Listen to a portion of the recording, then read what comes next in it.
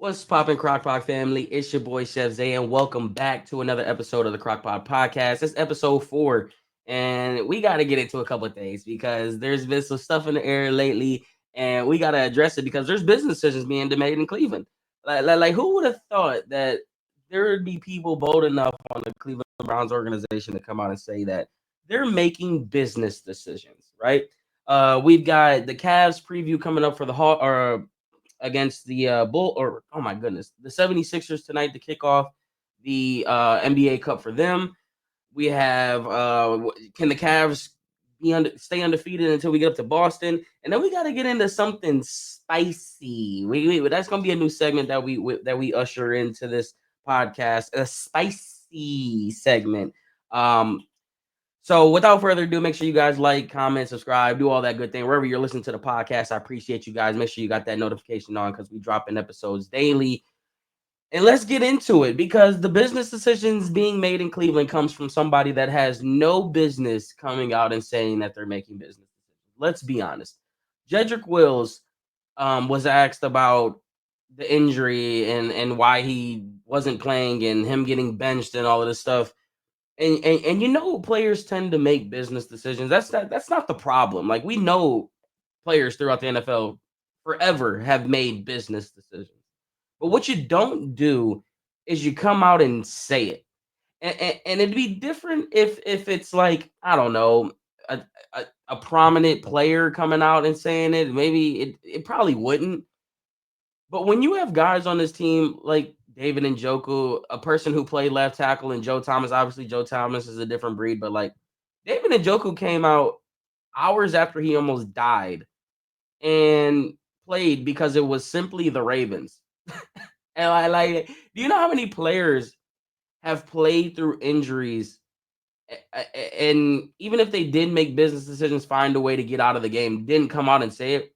For Jedrick Wills to come out after he has lived so far down to his expectation. When you got a guy that should have been drafted before him and Tristan Wirfs looking like a walking Hall of Famer, and your tape doesn't look great at all, your effort has always been questioned. For you to come out and say you're making a business decision, I like. Can someone enlighten me on how it helped him in the long run? Like because if I'm a football organization and I hear that I'm making a business decision, and then I go in and I look at the tape, and it's like, wow, this guy must have been making a lot of business decisions because his tape's not great. Not great, Bob. So when did he gain the luxury to say that he's going to make business decisions? And shout out to the Browns partially. Shout out to Andrew Berry and partially for benching him and letting DeJuan Jones get the start. But the other part of this is like you have to like where I look at this is like this is the type of organization that I see we have because just a few weeks ago, I remember Pierce coming out and being like, people made business decisions on the field this game. That's okay. We'll make business decisions too. And then guess what happens? Devontae Adams is traded. The business, like you have, it's just funny to see how certain organizations and certain coaches and staffs operate differently than others because we literally just saw a player make a business decision on the field and didn't come out and say it, and then the coach come out and be like, oh, we saw you made a business decision, now we're gonna make one. So like I get it, we probably shouldn't, like, it's a cuttable offense. I don't know how Jedrick Wills is still on the team after doing that, but then again, it's like on the other side of the coin, our offensive line is pretty bad right now. I mean, at the very least, he's a depth piece. At the very least, if we need an emergency tackle to come in, he can come in. And then, hey, maybe him getting benched was the thing that he needed. Maybe it was the fine tune up that he needed to maybe kick it in gear. I don't know. Like there is a other side to that coin as why I see him still being on this roster, but I don't know, man. In the NFL, you don't come out and just say you're making business decisions. You just make the business decision and you move forward. You just come out and say I was injured. I wasn't going to be able to give my team everything I needed to do, and I would have been a detriment to the team. So I chose to sit out. for the better of the team. Like, where was it? The Browns have so much PR training. Where was the PR training for Jedrick Wills on this one? So I'm not gonna spend too much on the Jedrick Wills comment. Obviously, we spent enough time on it. Rodney McLeod was on 92 through the fan, and he came back and he tried to explain why what Jedrick Wills was trying to say, but it's like I've never seen another player try to explain it because you know I think the criticism is warranted. Eh, Jedrick Wills hasn't been great, and you don't just tell the players that we've seen week in and week out you're making a business decision when you've been terrible. Like, just say you were injured and you weren't going to be able to be your best.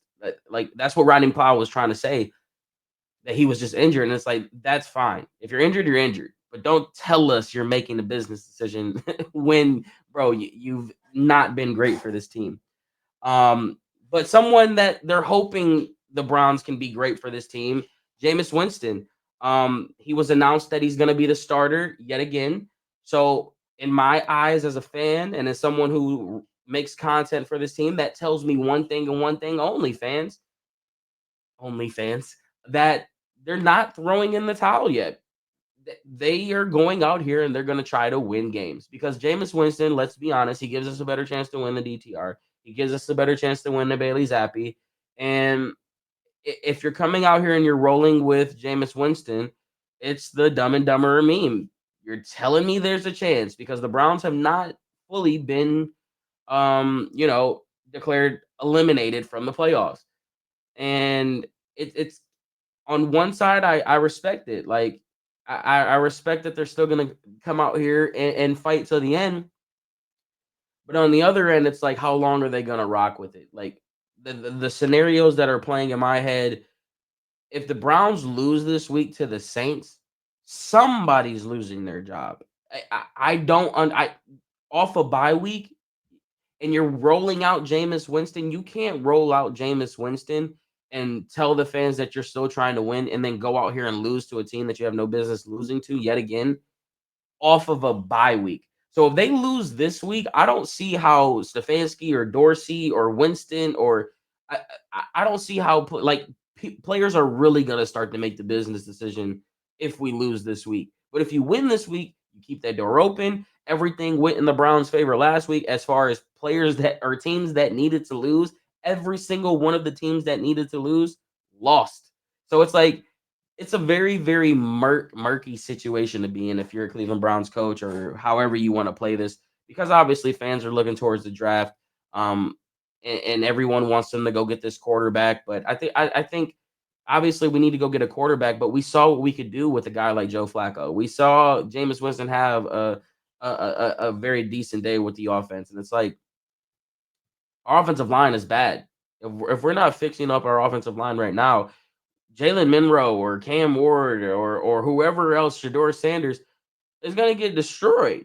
Like it was that bad this year. So I don't want to come in here. We've seen that song before where we throw rookie quarterbacks into the fire and it never works out in Cleveland unless your name's Baker Mayfield.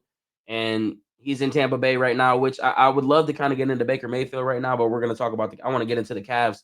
Um, because it's funny, Baker Mayfield is, I think he's number 3 in total touchdowns led, but yet their record is what it is. And at one point he was playing like an MVP caliber quarterback. Obviously, Chris Godwin goes down and Mike Evans goes down, but MVP quarterbacks or MVP players elevate the team and they win games. So it's just funny how that situation plays out. Baker Mayfield's having a phenomenal season. It sucks what's happening in Tampa is happening, but at the end of the day, they're still 4 and 5 or whatever. But enough of the football talk. Let's get into some better stuff. Let's get into the Cavs real quick because I'm quite frankly I know I ain't been making Cavs content, but that don't mean I don't hear the disrespect, and that don't mean that I'm going to tolerate the disrespect because it's unacceptable. There no, we are not doing this. Oh, the Cavs are the 2024 Atlanta Hawks. No, how? No, they're not. Who is their Donovan Mitchell? Matter of fact, I'm trying to find. Let me find the picture real quick so I can pull it up for you guys because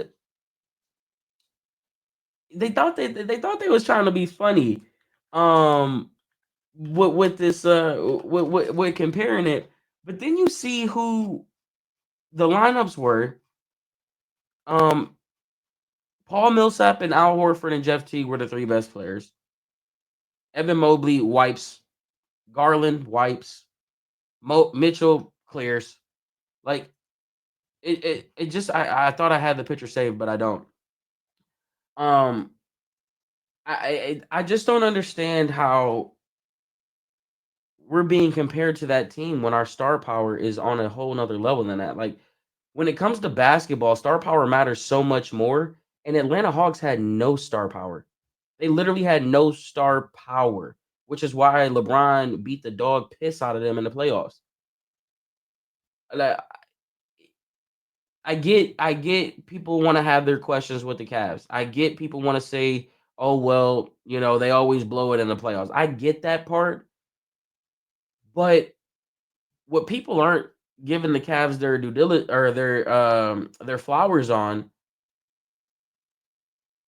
they got rid of their coach because they knew that there was stuff that needed to be tapped into, and they bring in the coach. He taps exactly into it. And oh, by the way, Max Strus and Amani Bates haven't even played yet. So there's a whole nother dynamic that Atkinson has to tap into that we haven't seen yet. And he's getting contributions from Ty Jerome. Karis LeVert is shooting 47% from the 3-point field. He's shooting 56% overall. Last year, we were talking about trying to move on from Karis LeVert because he wasn't giving us enough.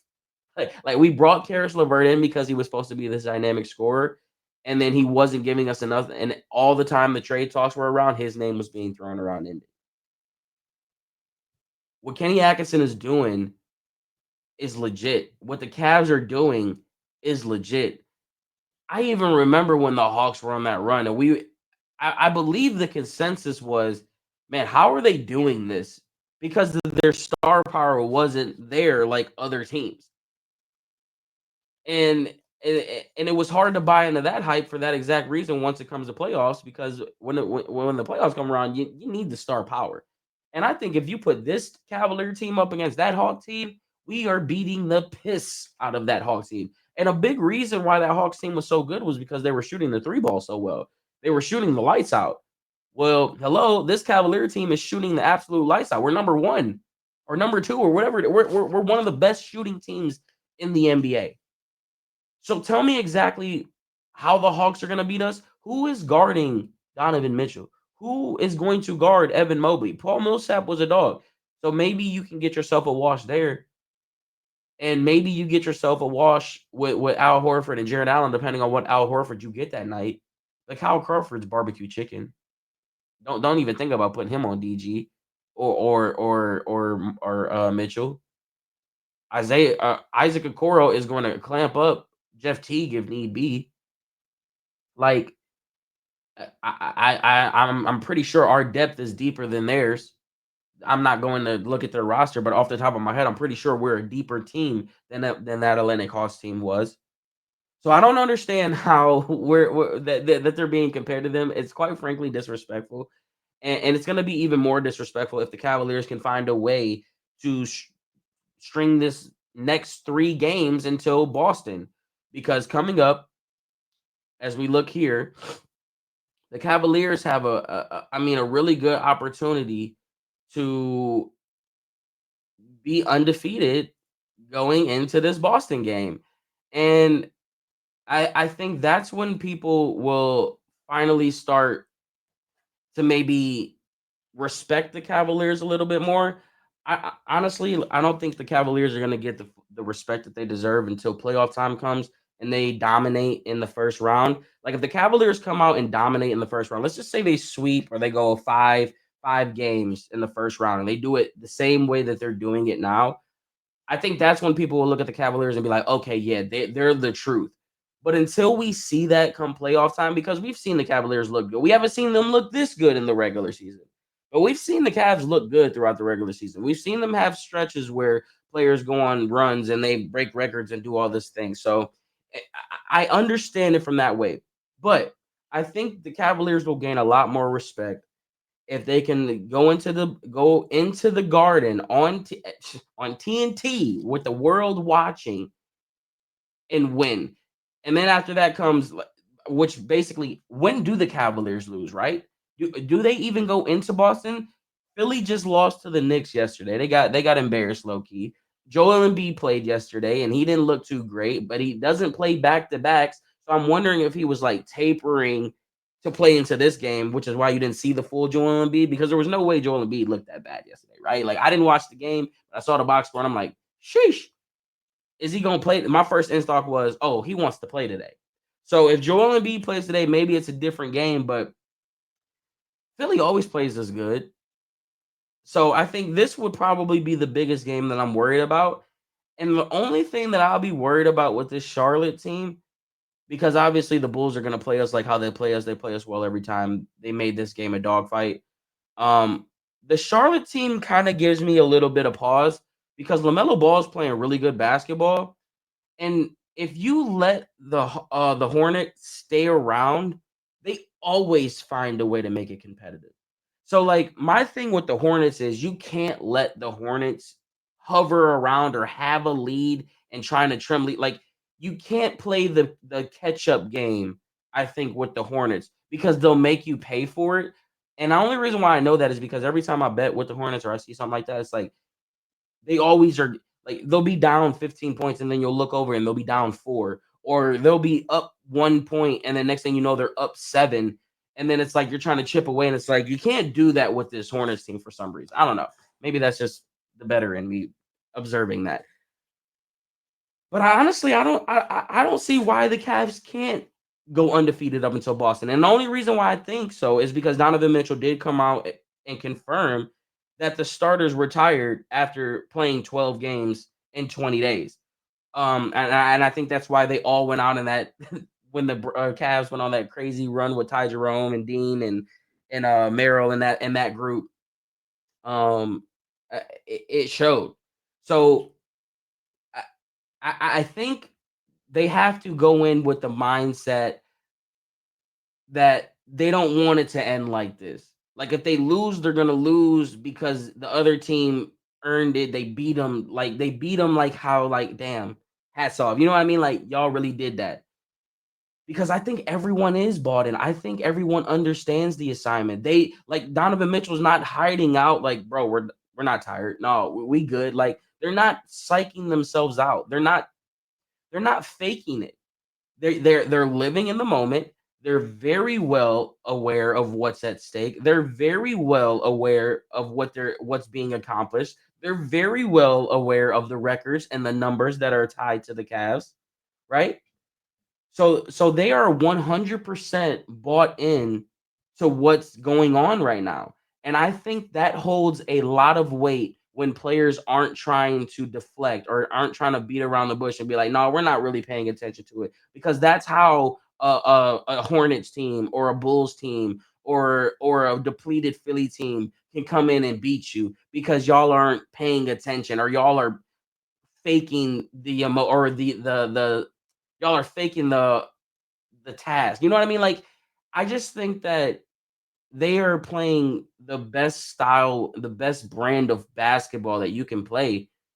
And like keep saying in every episode and every time we talk about the Cavs, I want to see what this team looks like when that first string of adversity hits, because the first loss isn't going to be adversity, isn't going to be real adversity.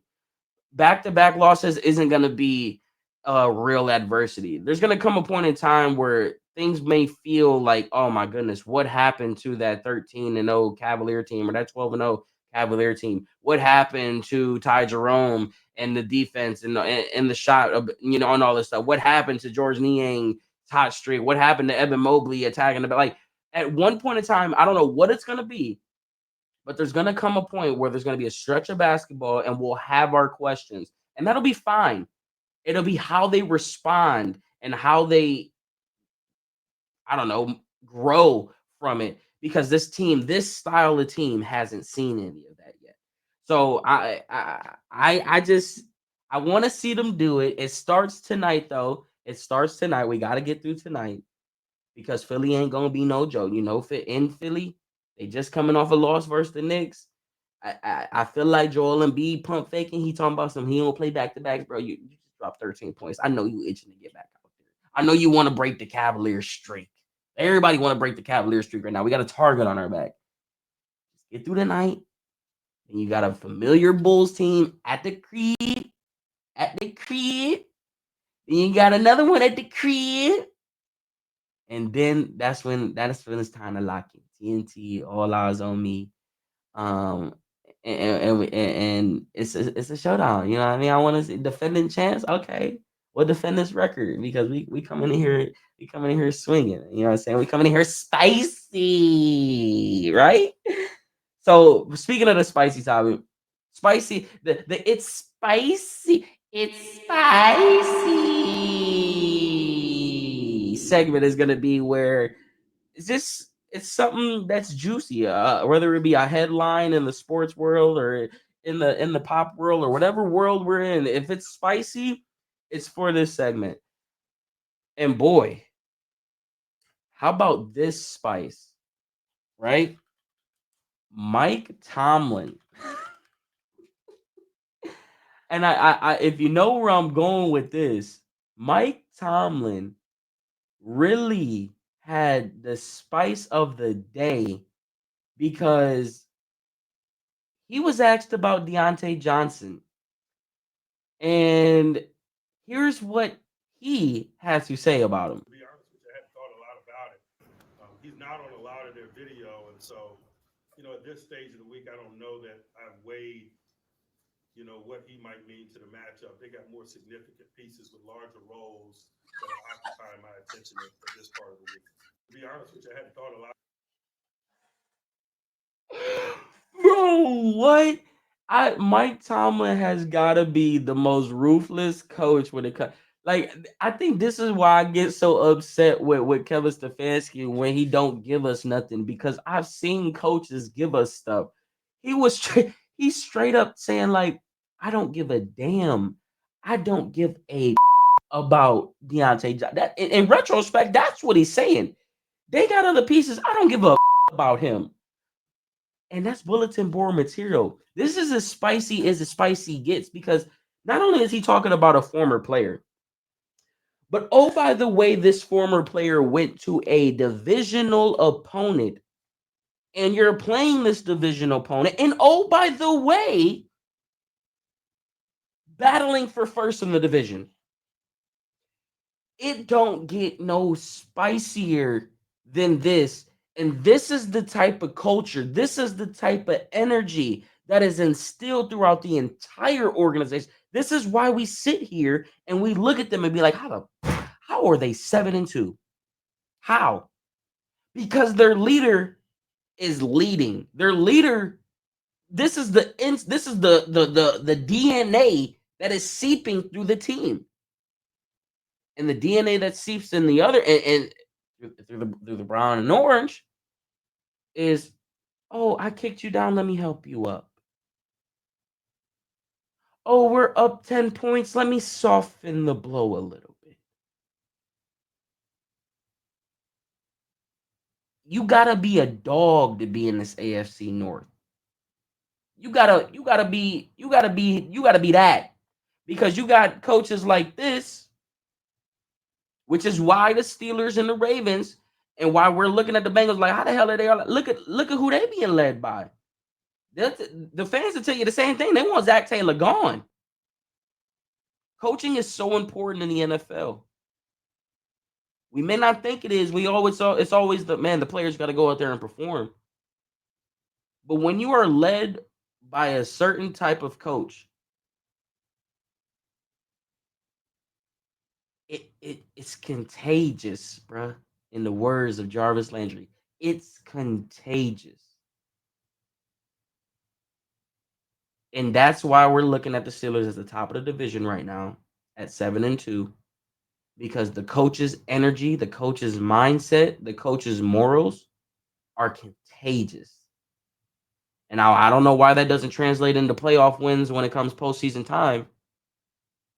but you can't deny what the Steelers are doing. You can't deny that their coach has them all the way locked in, and seeing him just talk about Deontay Johnson like he was just a penny on the ground. I'm a Browns fan, but I'm a football fan too, and I would run through a wall for Mike Tomlin. And I don't think you can say the same about some other coaches throughout the league, and one of them being the coach that we rock with, Kevin Stefanski. Ask yourself, were you running through a wall for Kevin Stefanski? Because I know I can tell you for certainty everybody's running through the wall for Mike Tomlin. I don't know.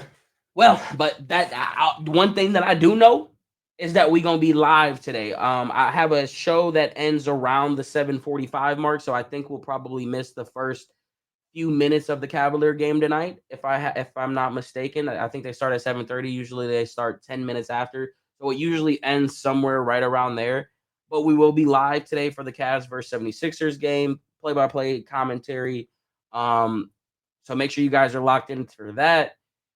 Browns game on Sunday. Do we have another Cavs game before the Browns game? Let me see. 2 days. So yeah, in 2 more days. So yeah, you'll see me again on on another Cavs broadcast before the Browns game. So I'll catch you guys on the next episode. On your way out, please make sure you guys hit that like button, hit that notification bell, because we are uploading content daily, and we are grinding harder than we've ever grinded before.